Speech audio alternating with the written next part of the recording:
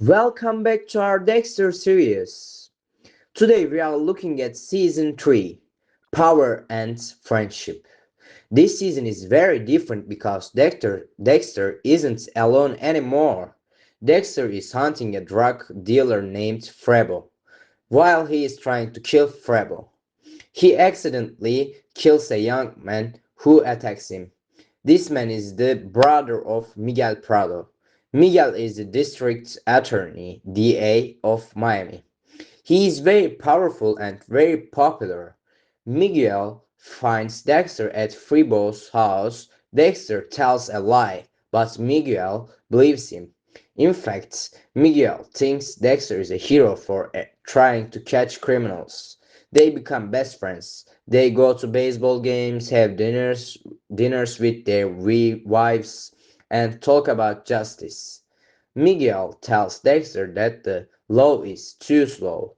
He says some bad people go free because the police make mistakes. Dexter decides to trust Miguel. He shows Miguel how he hunts. He teaches him the rules of the code. For the first time, Dexter has a partner. It feels good. He doesn't have to hide his knives or his secrets from Miguel.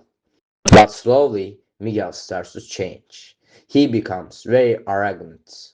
He thinks he is a god because he can decide who lives and who dies. The problem starts when Miguel kills a woman named Ellen Wolf. Ellen was a lawyer, but she wasn't a murderer. She was just annoying to Miguel. Dexter is angry that this goes against Harry's code.